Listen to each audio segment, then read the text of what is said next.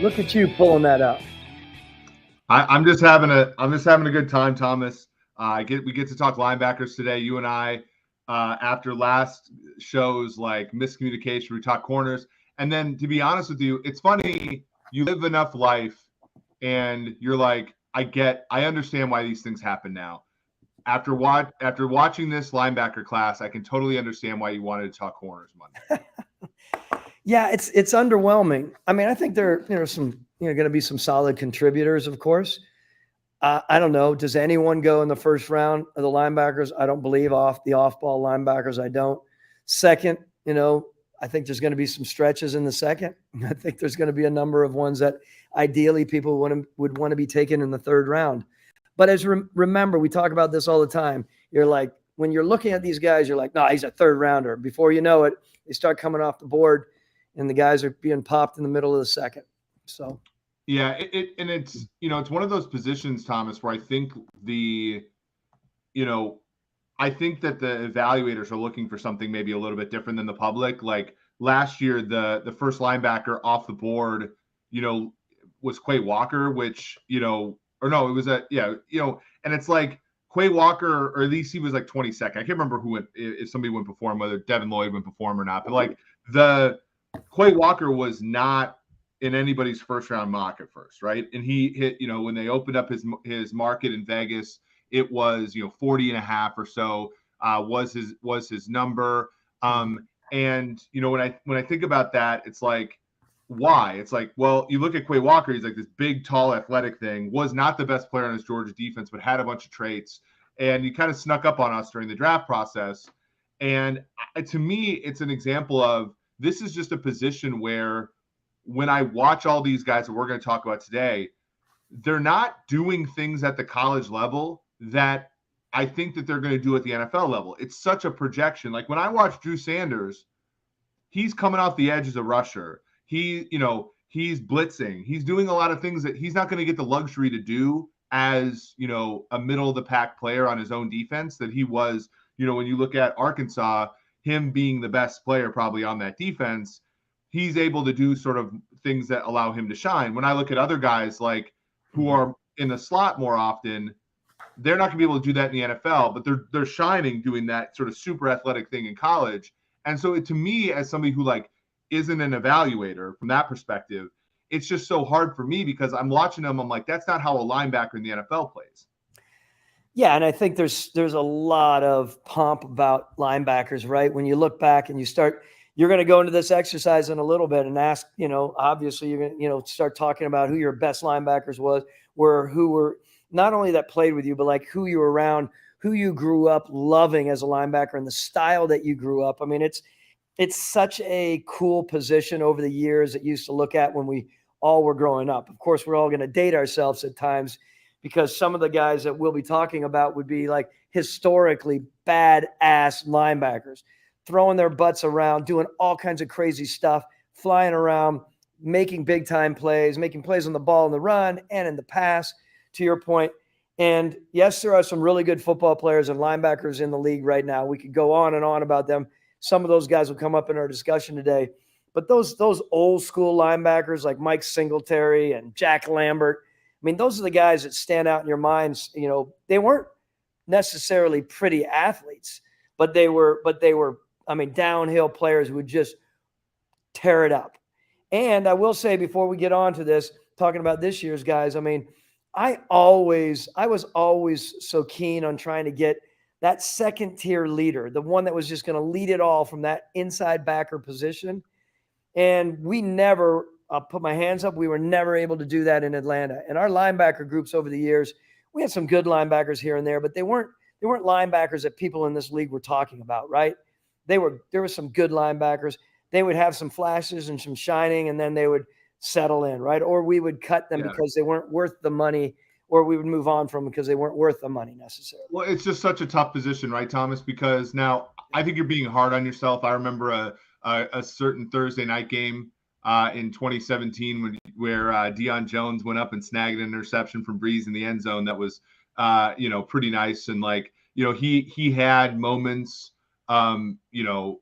where I thought that he was going to be, kind of that everything linebacker. But I think what's interesting is what you brought up, which is something that I'm not able to see, is it's the leadership part too, right? Like I look at, the team that like I love watching the most, Kansas City, where like Nick Bolton is the lesser of the two athletes between him and Willie Gay, two guys that they took in round 2 back-to-back years, Gay in 2020, Bolton in 2021.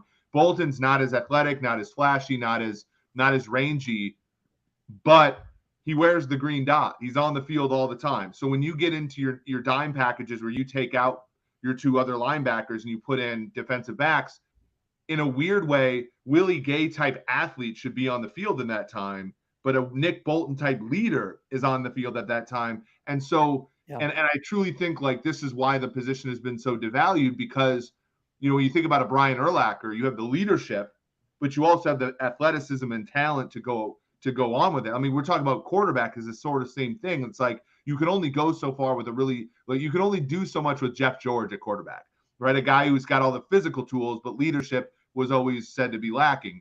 Linebacker sort of same thing, right? Like I look at guys like Jones and Campbell and, even Oluokun to a certain extent. Like I think of all those as good football players.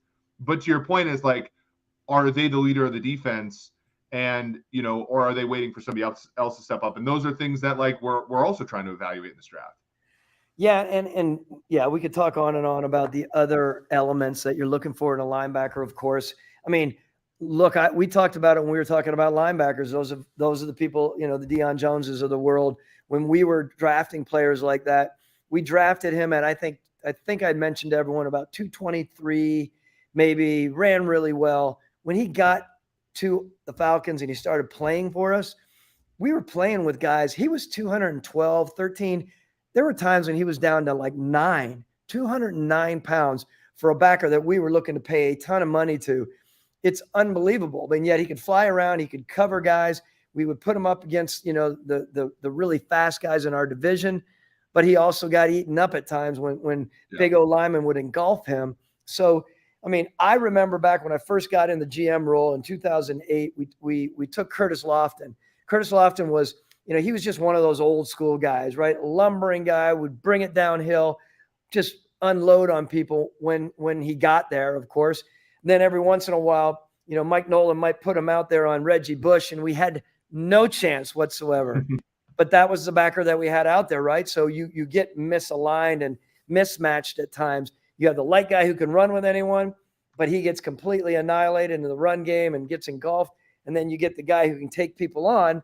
And it's a really interesting position.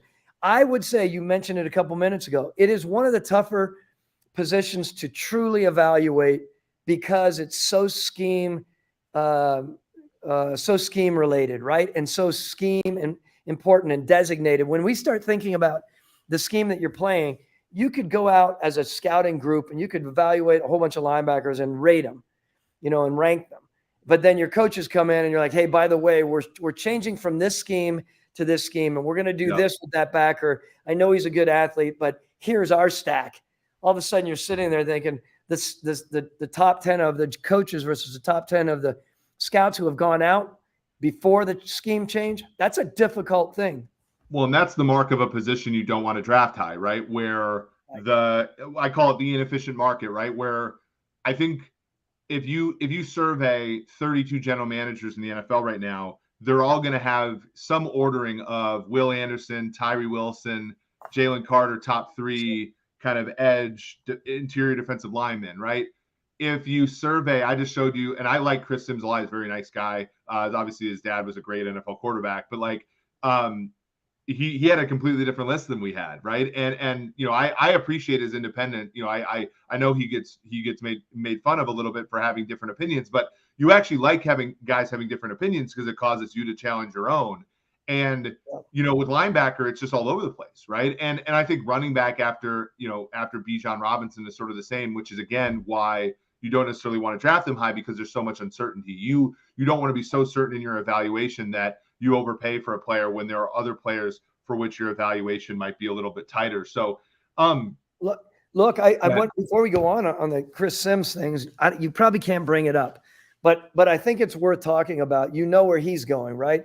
We have Sanders and Campbell by way of your list. I'm not throwing you under the bus, but I mean, Yeah, these are the way the market goes, by the way. So I didn't put on grinding the mocks because frankly there are only 3 linebackers that are eligible for grinding the mocks. So I didn't feel like it was worth doing, but yeah, Sanders and Campbell are basically odds on even to be the first linebacker taken. Yeah. But then you look at his, and he's talking about Daiyan, Henley, and Trenton Simpson.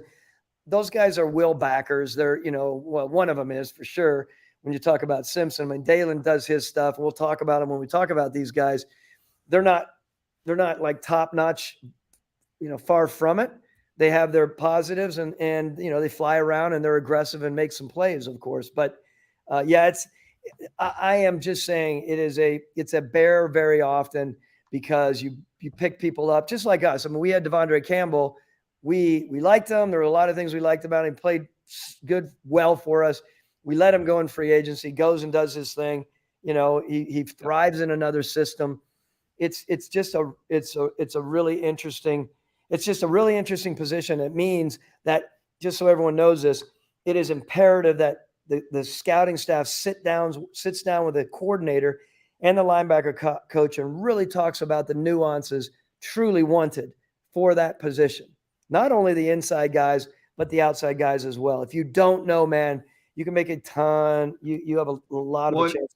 And the hard part about defense is, unlike offense, you don't get to dictate situation, right? So the thing about running backs, like we talked in the running back session about, you had Devontae Freeman, then you had Tevin Coleman, and like Tevin Coleman could play in these situations, and the beauty of that is, unless a guy gets hurt on offense, you can dictate those situations. You play who the player you want to, right? But on defense, you're matching up against what the offense is doing, right? So if you draft a will and the other team's going to come out in 10 personnel or 11 personnel with an athletic tight end, and you're going to always be in dime, like either you just drafted somebody who's going to get 50% play time at the ceiling because you're not going to play. You're not going to, like, there's rare exceptions, but you're not going to match up 10 personnel with nickel on 3rd and long or early downs unless your linebackers are truly special. And so you've just drafted somebody that the other team has dictated that you're not playing. And that's really tough. Whereas, the Mike guys, they can play, like I talk about, Nick Bolton, they're playing all the time, but again, they have their limitations too. And so that's also what makes this hard, is that it's not only scheme, right? Scheme matters a ton. Like whether or not this guy's going to be the guy that scrapes to the run or the guy that sits back on play action. Like you watch the tracking data and those guys, they're in tandem, like all that stuff. And whether, if you got a guy that's this guy, you can't draft another guy that's this guy. Right. And so, there's a ton there, but there's also the situation that the offense puts you in that is beyond your control. And you want as many players who are impervious to that as possible. And linebacker is just a hard position for you to have that. Yeah, and very well said. And look, I'm a big believer in athleticism, as I mentioned to you. And when you get these longer levered guys at times, quite often more than not, they're longer, they're overrunning, their ability to kind of get back into the game and recover is not, they're not change of direction type of player. They're not what we call reactionary athletes, right? The reactionary athleticism that we're looking at from some of these guys that can break down, gather themselves and, play through trash, et cetera. That's a quality that is needed in today's world, right? To be able to sift through everything, be able to scrape, come up and make the play. Some of these guys we'll be talking about today, long levers, long legs, and they're fine out in space and they're rangy when they're going straight ahead. But of course they have limitations. That's just purely from an athleticism standpoint, of course. So we're going to give you all a treat at the end. Thomas and I are going to talk about either a combination of our favorite or our best linebackers. I'm going to go with favorite just because I think it makes it, for me, more fun to go back and be like, I know this guy wasn't a top 5 linebacker of all time, but I really enjoyed watching him play. But we're going to get on this group.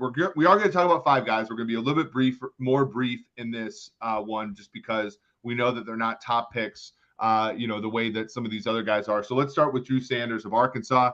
6'4", 235, 32-inch arms. Didn't work out at the combine. 11, almost 1,200 career snaps, but the majority of them last year. which is what I want to ask you a question about in a second here.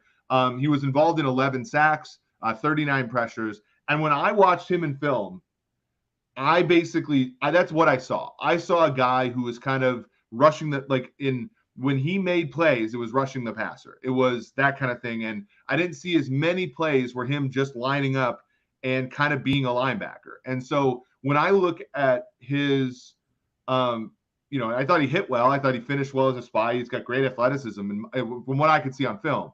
But when I look at him, I'm saying almost 80, basically like 2/3 to 70% of his snaps in his career were played last year. We don't have a big sample on him other than last year.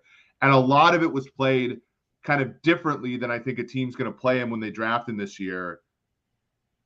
Those are my concerns. So talking about long, right? You're talking about long lever and long movement and rangy guy who can make some plays when he's going, downhill, of course. He can run through. He's got, good sense to him and good understanding of the game, of course. To your point, he made a lot of plays when he was rushing. I get that. He was disruptive that way. He'll nut up and knock some people around, of course.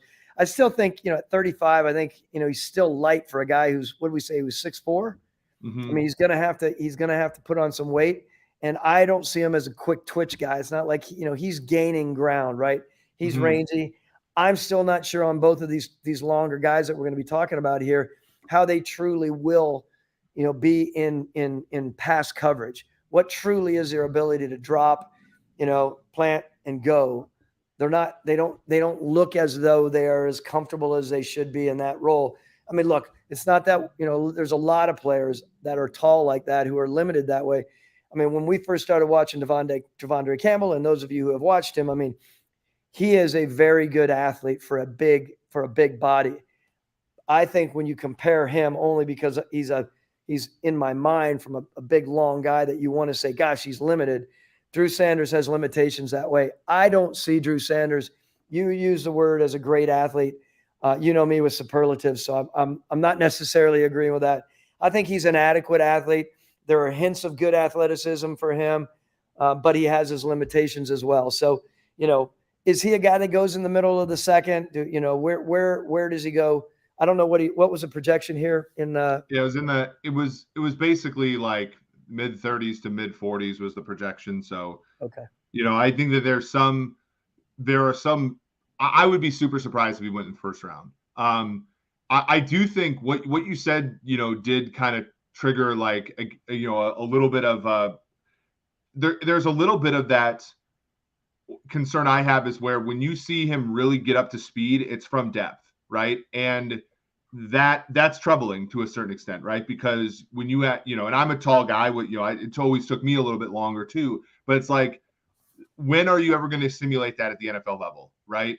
And when are you ever it's going to be more few and far between than it would be at a place like Arkansas, right? Where it takes him a while to get up to speed. And you're seeing that a lot with him rushing the passer. You really don't have if there's an athletic tight end running up the seam against him or a running back running an arrow route on him, he doesn't get the opportunity to sort of make, catch up that way.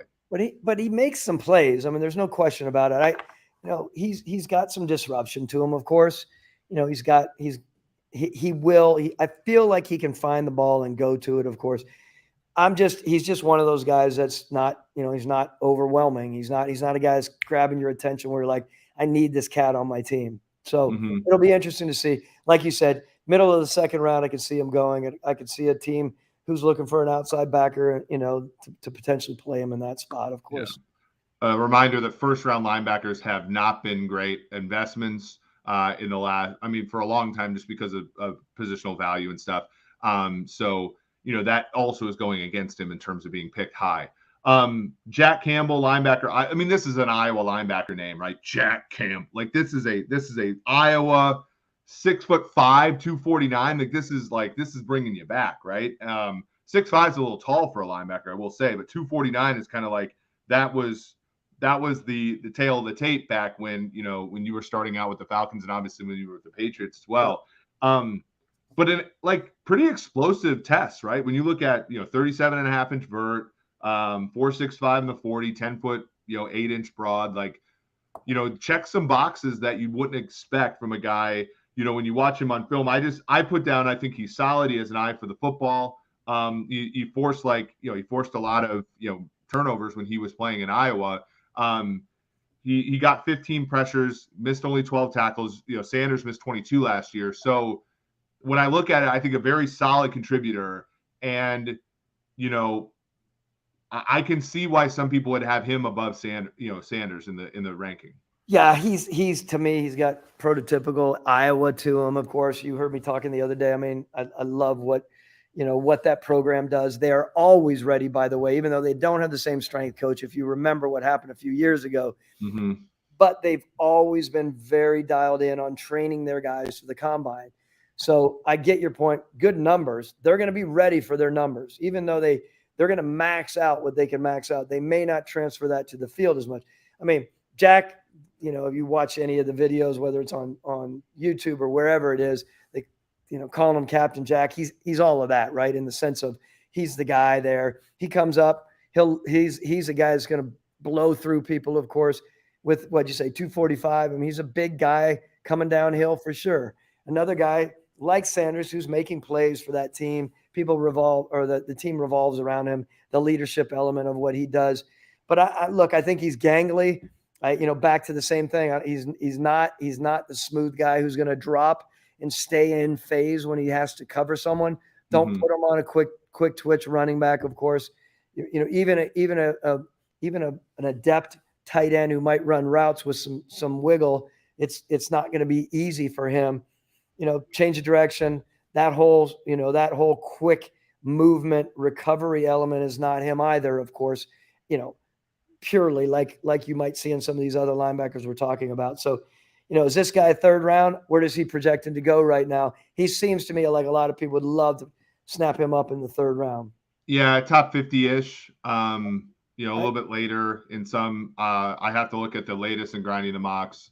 But yeah, you're looking at a little bit below where Sanders is supposed to go, which I think makes some sense. But yeah, I kind of like him. But again, it's interesting because if you draft a linebacker in the third round, you're going to want that guy to start, right? It's sort of different than quarterback and some of the more premium positions where the guy, the later on in the draft, the guys are depth guys. Linebackers taking that late are going to be starting guys. And so when you just a quick question before we move on to the next guy, but when you're trying to discern whether not a guy's a leader, what are some of the tools that you have at your disposal as an evaluator when you're trying to say, can this guy be a Mike linebacker? For Mike being can the guy wear the green dot for my defense? Oftentimes, of course, just so everyone knows, I mean, we do our psychological tests, we do our own interviews, of course, with not only the coaching staff, but a lot of people. We have a number of scouts that go in are dealing with personnel within their program that are going to provide us with a lot of that. We'll sit down with these players and pepper them at all levels with, everything to do from, all the personality traits that they are, how they respond to certain situations, what do-overs they would have, what their main learned experiences were as a leader. We, again, some of these guys are prepared and they may come to the table with some great answers and others aren't. I mean, to actually walk them through and have them walk us through, tell us when you truly led, tell us, tell us a situation, what you did or what you could have done better in a leadership situation, all the while understanding that we have a pretty firm grasp of what their true leadership is from all the people that we have dealt with before we actually interview the kids. So and then you, of course, watch on the field. Scouts oftentimes want to be down on the field for leadership types, either close by or being able to walk on the sidelines when they're allowed in some of these games to truly hear these guys interacting. And we will watch. We'll not only watch if we can't get down, but we'll watch with our binocs down there and see this, some of these guys along the sideline when they're off the field. What are they doing? Are they one side of the field? Are they are they mingling with their group? Are they cheering their team on? What is their makeup, right? That's an important thing. So when we're trying, but there are a lot of layers to it. Yeah, I think that those things are so important when it comes to a position that numerically is going to get a bad rap for value, right? There's these things that have to be intangible to a position like linebacker as the league continues to sort of move, even to the point, Thomas, where like now a lot of safeties wear the communication because they're on the field more and linebackers are more interchangeable. So that's just something like I think is really important. And obviously analytics, like we have indirect ways of measuring it, but I don't think we're any good at it yet. Which is the game. Well, and I will say to your point, you're more right. When I say third round, ideally he's a third, but you know what I've said is probably a half a round up, and there's a dearth of linebackers out there, as you know. Yeah. When they're not projected to go in the first round, man, there's what happens then is people realize like, wow, there are no true like full on Mac Daddy backers out there. So let's start focusing in the middle of the second. Some of those guys that might have gone later. Might go a little grinding bit. the mocks had him moved up to 45.5 or so, which seems high. But, the thing about second round picks is those players don't have to be complete. When I think about a first round pick, I think of that guy has to play every down, right? Especially at a position like linebacker, even running back. Like a guy can't be a 2-down running back if you're going to take him in the first round, if you take him at all. Later on, I can see some deficiencies and work around them. And that's been the Patriot paradigm, right? Which has been to say, later round picks, we're going to find guys that do the exact thing that we, and then we're not going to care about anything else. And, or that's hyperbolic, but like it's sort of like do the things that we're good at, that you're good at. And if you have deficiencies in other places, we can work around them because we're so good at scheme. And like that, has done them well. Trenton Simpson of Clemson, 6'2", 235, 32.4-inch arms, 4.43 in the 40. Did 25 reps of bench. Impressive there.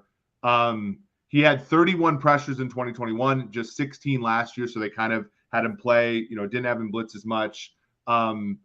He had more stops in 2021, 35. And when we say stops, this is an analytical thing. We have that expected points added, which is basically saying, did you get closer to scoring or further away? A stop is a tackle where the offense gets further away from scoring. So it could be like a 2-yard gain, a 3-yard gain, a minus 3-yard gain, but it can't be like a 7-yard gain on 1st and 10. So that's kind of distinguishing good tackles from whatever tackles. He had only 29 in 2022. So the guy got a little bit less productive this year than he was a season ago. He was another one where he rushed the passer a lot in his film. I thought he was decent at fighting through blocks in the run game, but I'm really curious to hear what you think, Thomas. So is Trenton, by the way, is he a junior or is he's not a senior, is he? I thought. Good question. I think you're right. I think you only had the 3 years at Clemson. Right. So while you're looking that up, look, I mean, he's a will linebacker. I mean, he's a guy, obviously he can smoke it, man. He can roll. There's no question. Yep. When you watch him, that stands out. He can make plays. He's coming downhill a lot. We call a downhill player, of course. He's a see and go type of dude for sure. I think he's got a solid awareness. I'd love to be able to spend more time and truly dig in and see what that is. Some of the things that I'm a little more concerned about is with a guy this size and a guy this speed, right? He's got straight line speed, but there is some rigidity in his movement at times that is concerning, because when you see a guy like this and who's explosive and can run like this and is around this size, you're hoping that he's got that very good athleticism about him, right? Where he can not only drop, because I guess what I was saying, watching him drop, he's just got some rigidity in his drop, like I've been saying about all these guys. And I feel like I'm singing the same tune, but there are a lot of linebackers out there, some are a little more rigid than others. Some can even not look that good when they're dropping, but they're able to jam it and go. He does have that ability to come out and close. When you watch this guy, I mean, big old legs. I mean, these Clemson guys are trained well, right? They look really good. If you watch them in the combine workout, I mean, just big old honking legs and rocked up and doing all that. Again, I'm just concerned how it will be in the open field for someone like this, because you're gonna expect this kid to play and significantly contribute on special teams, and it's not all about that, right? You're gonna have to make sure that you can do your business in the open field. I think he's a good football player, but again, there are some limitations from a guy that maybe at this position I'd expect to be more fluid and explosively athletic. Yeah, grinding the mocks has him at 47.6 expected draft position, which feels high. I remember, so you said Clemson. I have some PTSD about Clemson linebackers. Chiefs drafted Daiyan in the 3rd round in 2018. And to your point, like, fine special teams guy, could run down on all 4 phases, but like didn't get a second contract in the NFL. Like, he's out of the league, 4 and done, which is like rare, right? When you're a top, 90 to 100 pick. And, it's just one of those things where all the deficiencies you talked about, great athlete, looked really good on the field. They gave him opportunities. And that linebacking core for the Chiefs, like, newsflash, was not, we're not talking about like, Donnie Edwards and, all the, like, this was a linebacking core that you could have started for if you had some competency, and like, it just wasn't there. And it was all kind of what you were talking about, which is super impressive, athlete guy. But when the lights came on, no one was home. And it was just like, an issue, right? And to me, this is a kind of bearing my soul a little bit, because when we get to this next guy, every single time I've had a bad eval on a linebacker, when I've asked somebody, they were like, yeah, in college, they asked him to do one thing, and he was amazing at it because he was a better athlete than everybody else. And that's what's showing up in your data. And when I asked it, when we tried to see him play, we tried to see him context switch, it was a disaster, right? And when you're a linebacker in the NFL, you're going to have to constantly context switch because you're not as great of an athlete, and that you have to do more things. And, that is a place where I think, again, traditional scouting, sort of wins the day. And as of now, of course. Yeah, I think going into this next guy, it will be interesting to see what you have to say. This is truly Chris Sims's guy, right? This is his number. So this is where I'm going to name a player, because I feel like you're very upfront about some of your misses. I'm going to name your miss that I had, but this is Daiyan Henley from Washington State. He came via Nevada, so he was a member of the Wolfpack before he was a member of Wazoo. And which they're also Wolfpack, right? What? No.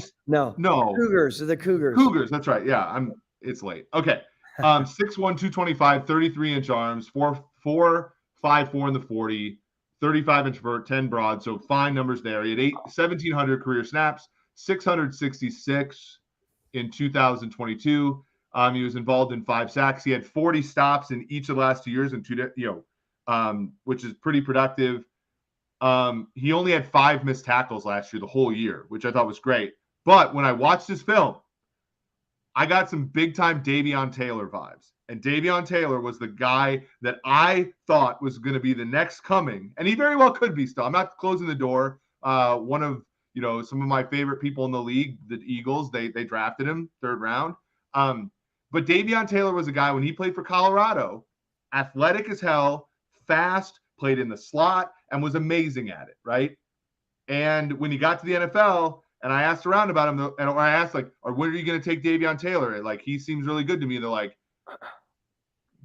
doesn't know how to play the position, right? And so I get concerned when I see Henley when he's playing over the slot player all the time, because he's athletic as heck for a linebacker.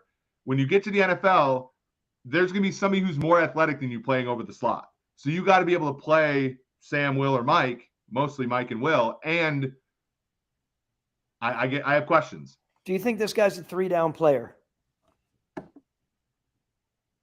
I don't.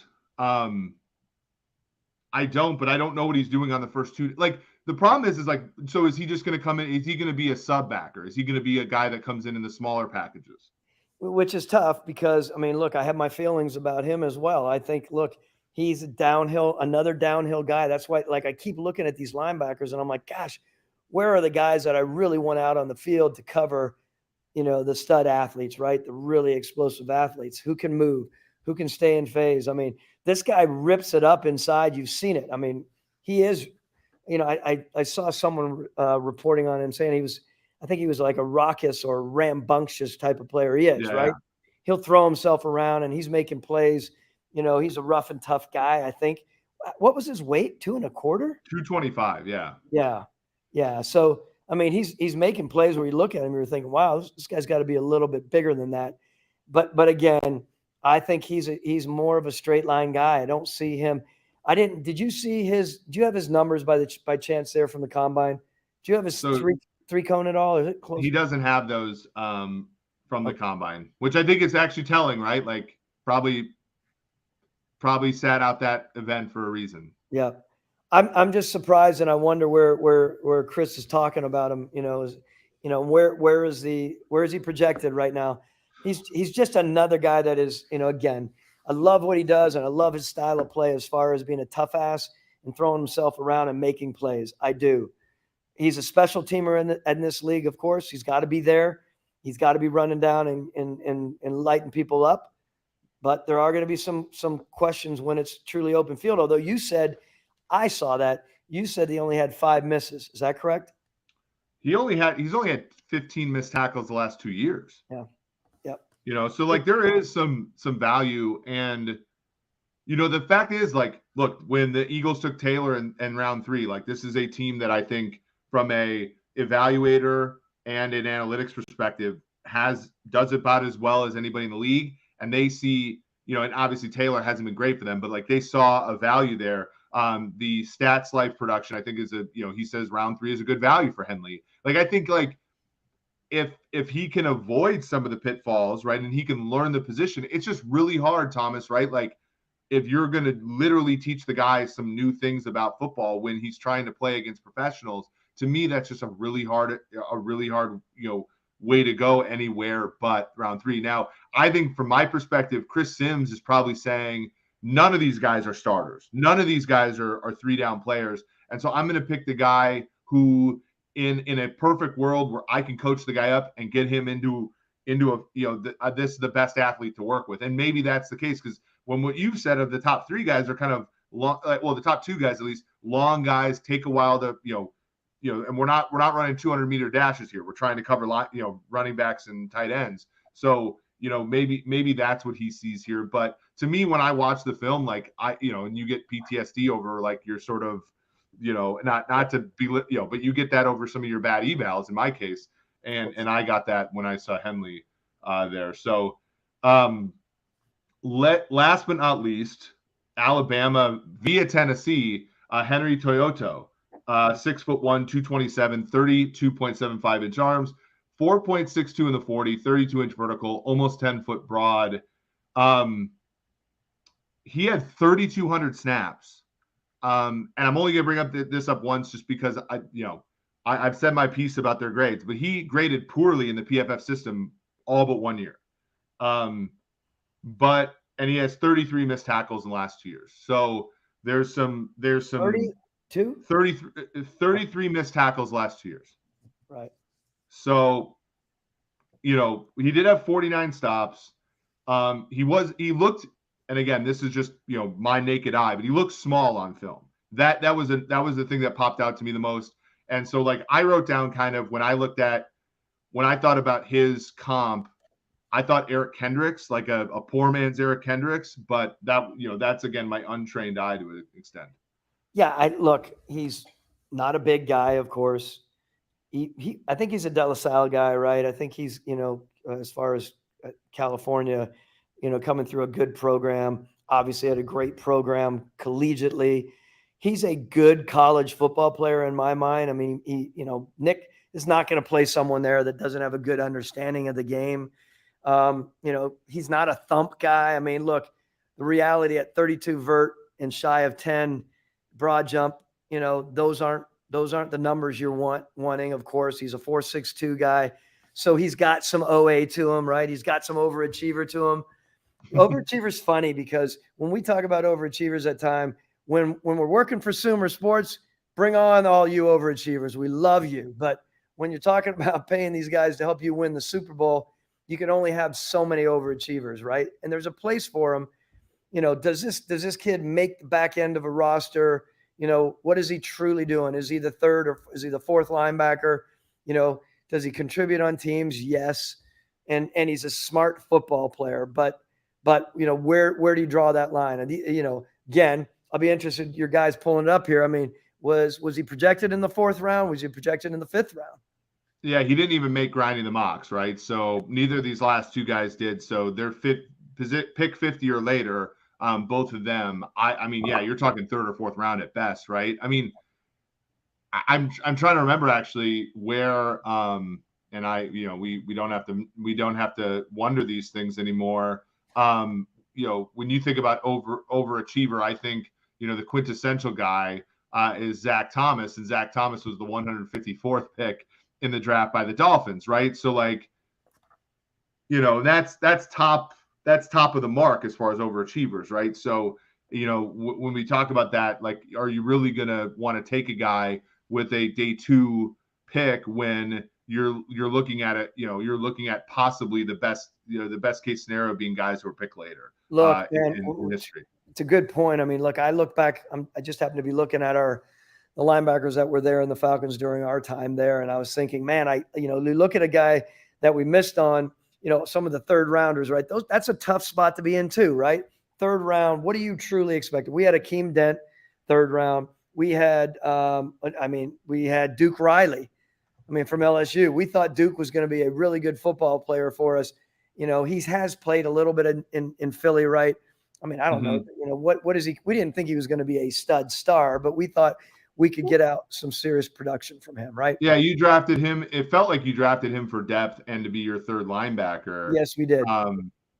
In a league that was trending away. But yeah, Riley has played. He's been on the Dolphins the last 2 years. He's gotten play time. What was he on? He was on Philly. He's kind of a depth linebacker in the league, which he's a depth linebacker, and he's got his story. You cheer for him, of course.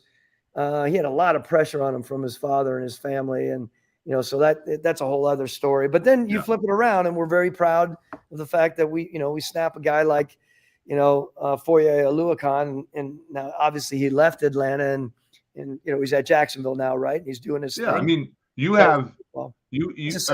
the last, in your tenure there, you drafted 3 linebackers that ended up maybe not top of the market deals, but you're talking about better than 80% of the market deals, right? Like Oluokun was a $15 million a year guy.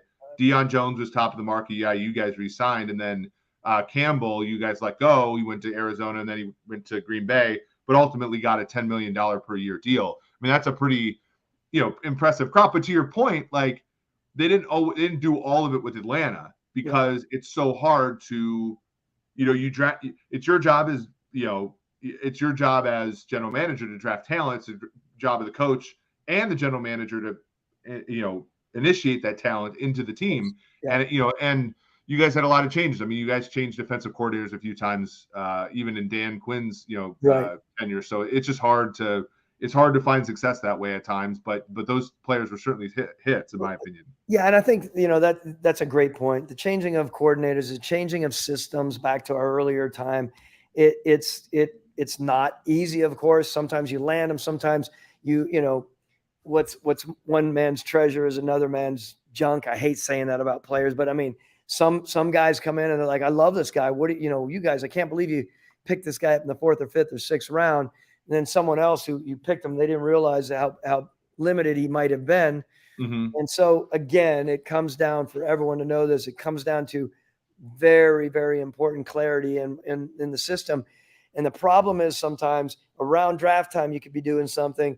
And if all of a sudden, you're working on something, your staff is like, we're going to make a change here leading into the training camp, or, a couple games in, all of a sudden you're sitting people that you drafted to be legit contributors who are no longer fits. It's a bear that way, for sure.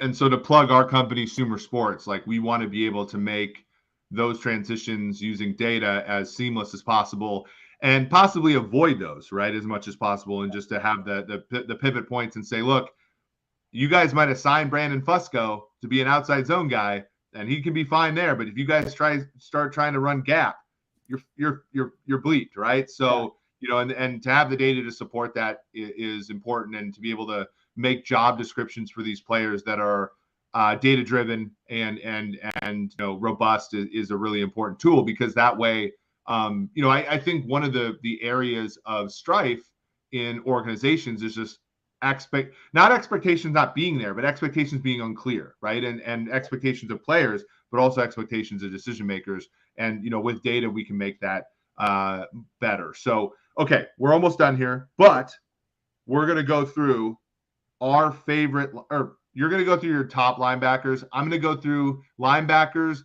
that I think back on fondly as some of my favorite players at the position. So, which one? Who wants to go first? You go ahead. You go ahead. Okay, so It's your choice. One of my top 5 favorite linebackers of all time is Derek Brooks, Tampa Bay.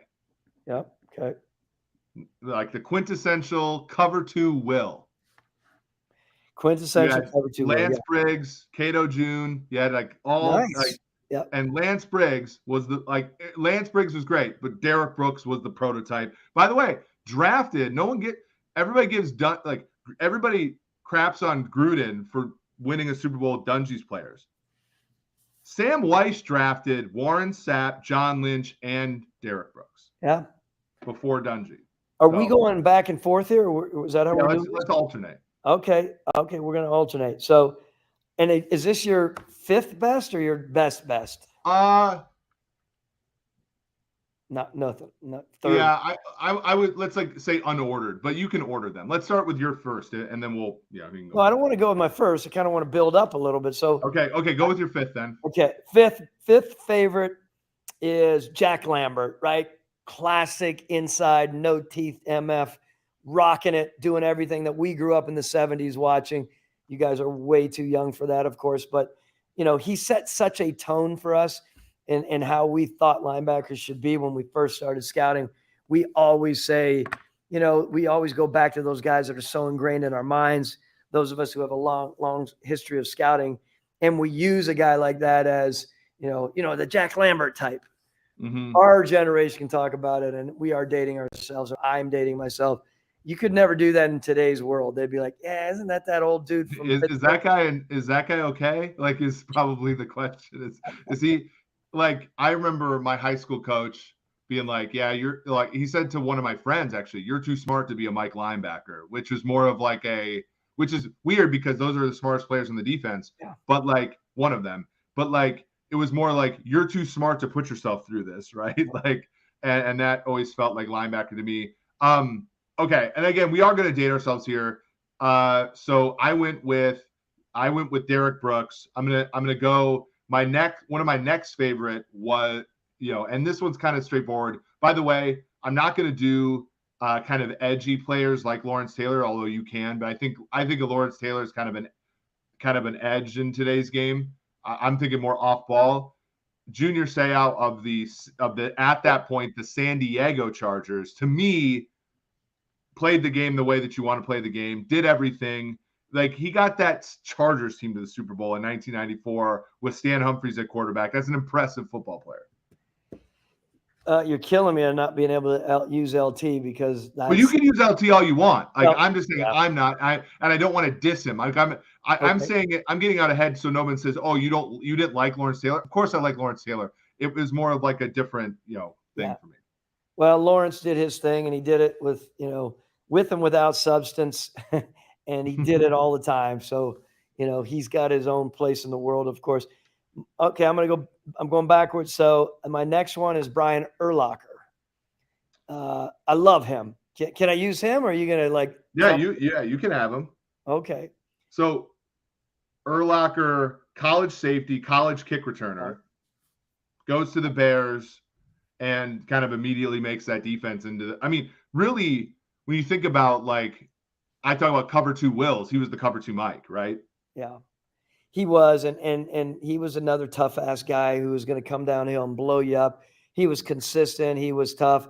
Yeah, when he put his weight on, of course, it was fun watching him as a safety. I remember those conversations, and I remember going into the draft. Can you look up right now where we're going? What was his exact draft year? 2000. 2000? Mm-hmm. Yeah, I remember. It was crazy because I was at the Browns during that time, and I remember all the discussions about a guy like this. What is he truly going to play? How is he going to project in the NFL? And obviously, he did what he did, and I think he's a damn good linebacker to use as a gauge. But again, he's got some old school to him, right? Yeah, it's amazing, by the way, given your hair, that you'll never have to deal with this. But Brian Urlacher, also one of the great hair restoration stories of all time, if you ever drive through the Chicagoland area and look at any of the billboards, Urlacher, once bald, now not so bald now that he's a politician in the Illinois state of Illinois. Not that you're ever going to have to worry about that, Thomas, but for me, somebody like me, who's conscious about that, Urlacher, a great hair restoration story, of course. Here's one that I'm going to go with, or here's one of my 5 favorite linebackers of all time, and here's a guy. I think about those Saints teams in the 80s with Jim Mora, the Soul Patrol, the 4 linebackers. This one in Ricky Jackson, you had Pat Swilling, Sam Mills. Sam Mills, to me, like a 5'10", 5'11" linebacker, kind of that, like they didn't make the playoffs until 1987, those Saints teams, and then he went to Carolina. Carolina's immediately in the NFC title game in year 2 of the franchise. That's a player. I know he's passed now. Like that's a linebacker to me, like that leadership when you're overcoming the fact that you're deficient in a lot of places physically, but you're just an amazing person to lead a defense. Yeah, no, love his story. Love it. It's sad, right? But that's a good one. I like that. That's not kind of one that everyone's going to pull out of their hat, right? So I like that you have the cojones to pull that out, man. It's all good. I would say my next is I'm going to say Micah Parsons. Can I say that?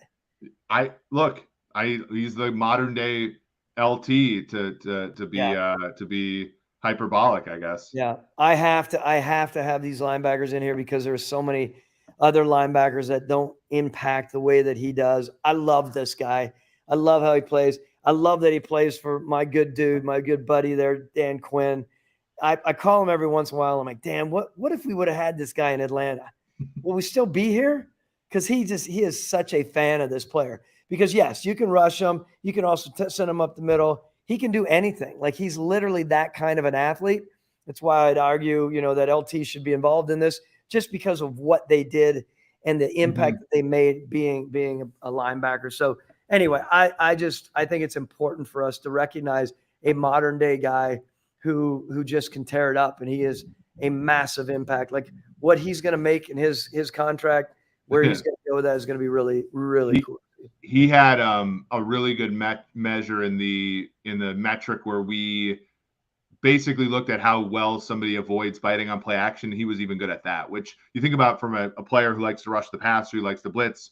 When he was assigned to cover, he was very discerning there. So he's just an absolute A+ player, through the metrics and stuff. Okay.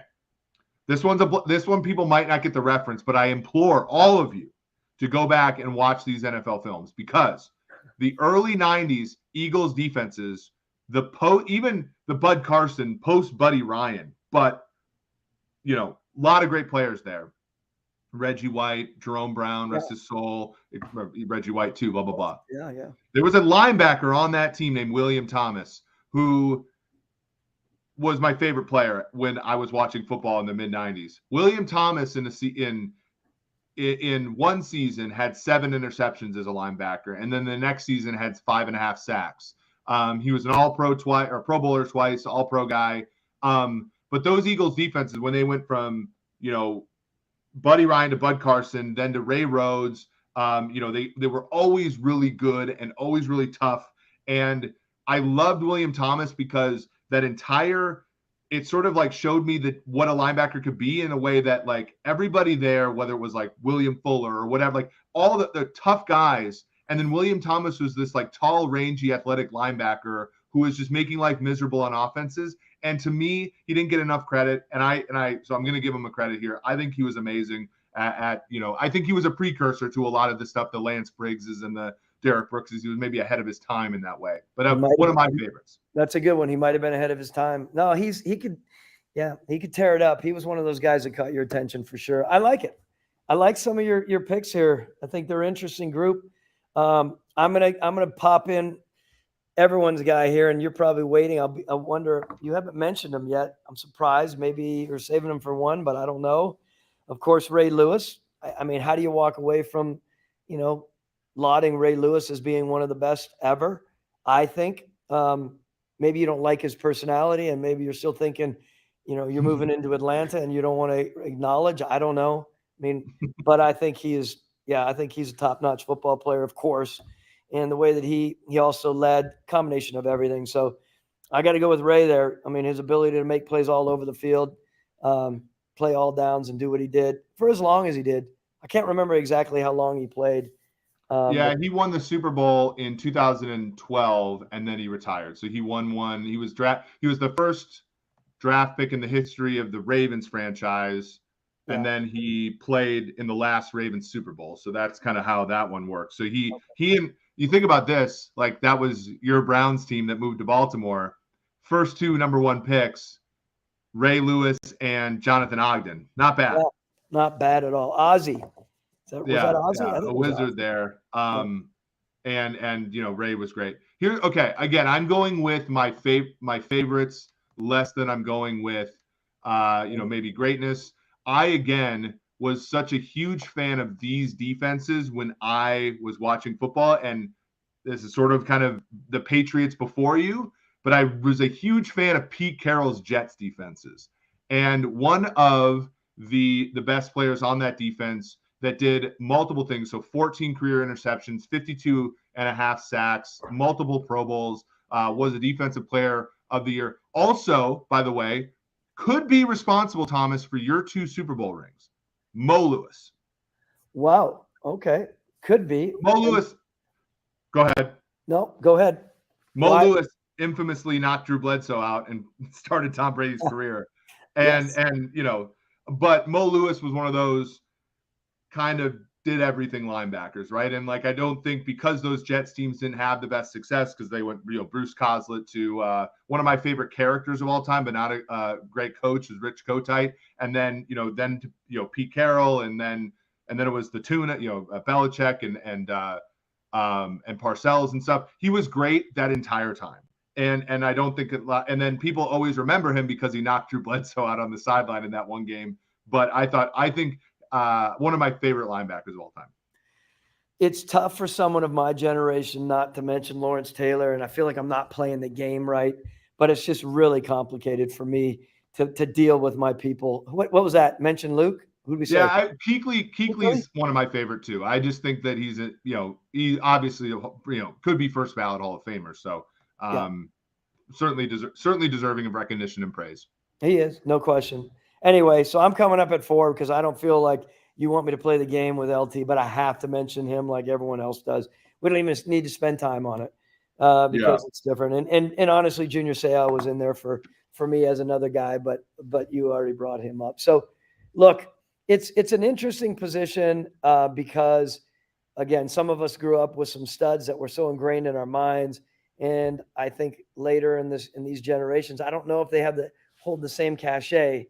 Maybe they do, but maybe I'm not feeling it the same way. No, I think that's one of the reasons I wanted to do this exercise. And maybe we should have did it for running backs because I think that the linebacker position held more mystique, right? When you talked about the Bears and the Lovie Smith Bears, you were talking about Urlacher and Briggs. When you talked about the Bucks, you were talking about Brooks. When you talked about the Niners, you were talking about Navarro Bowman and Patrick Willis. They were synonymous. Ray Lewis was the face of the Ravens for a decade, right? Or 2 decades almost. And like nowadays, I think you have Fred Warner, you have other guys that are, making a lot of money, but like which linebacker is the face of his team? It's really not the way it goes anymore. And I think that presents a challenge for team builders. Well, look, we could go on and on about this. Take all the teams through the 80s and 90s. You can take Chris Spielman, at your beloved Lions these days. Hell of a football player, tough, just everything about him. Mike Singletary, we didn't mention Mike Singletary, right? I mean, Mike had his, he had his place in history for sure. He was a downhill dude, man, and would rip it up, which was amazing that things didn't work out for him as a head coach in this league, right? I think everyone assumed like this is a guy to take it and run. Obviously, it didn't happen, but it comes back to, again, the Ray Nitschkes of the world. So we had such history with these guys, and again, these are names that a lot of people haven't really even watched, or they've watched historic football like you do. You sit around in the middle of doing your work with that in the background. You look, I get it, but yeah, I don't know why. I mean, I don't know why. There's just, again, the mystique is not there in the same way it used to be. Yeah, it's tough. Like you talk about, and we'll finish up here. Like Chris Spielman, you watch old Lions games. Chris Spielman came out in dime. It's just they played dime so little because there was so fewer wide receivers that, like Matt Millen, again, I'm going to show my nerdery here, but like Matt Millen was a starter for the Washington Commanders in 1991, and they didn't dress him in the Super Bowl against Buffalo. Why? Because Buffalo ran the run and shoot, and so he was a fixture on that team. But and there were a couple teams: the Lions with the silver stretch, the Falcons, your Falcons with the red gun, the Oilers with the run and shoot with Glanville and Mouse Davis, I think, and then. Miles Davis is the Lions, but like there were a few teams where like these big linebackers couldn't play against them, and that's why the run and shoot was an edge. But for the most part, these linebackers, even if they were big, they were playing against two wide receivers every down, so they were playing all the time, even if they were limited. Now teams are so good at stretching out linebackers' limitations that they don't play much, which is unfortunate and different, of course. Right. Well said. Appreciate it. I know we're coming to the end here. We're at 101. Yeah, well, once I know it starts getting a little dark in the office, that's when I know it's time for me to close shop. So, okay, we have a week from tomorrow is the draft. This space is where to find our live draft show. It'll be myself. It'll be Thomas. We're going to be Matt Stofsky on the sticks, helping us produce. We're going to go through the entire first round from a half hour before, so 7:30 Eastern, until the end of the draft. We're really excited to bring that to you. Somebody said, "Where are the cleaners?" Well, you'll remember we normally go at 5, so they're long gone. So at 7:30, that's fine. Again, be at this space, subscribe, rate, and review. You'll get the draft show right there. We will also be going Monday and Wednesday next week. We're going to have Parker Fleming, Tage Seth, and Sean Syed on Monday to do their thing while Thomas and I travel and get ready for the show. Wednesday we're going to do a pre-draft final show, and then Thursday's the big day. So we really appreciate you guys all coming to hang out. Again, we appreciate all the great DMs we're getting and all the great comments, and we really appreciate the great feedback there as well. So again, subscribe, rate, review. Tell a friend to come and watch us on Thursday night. So for Thomas Dimitroff, this has been Eric Eager. This has been episode 49 of the Sumer Sports Show.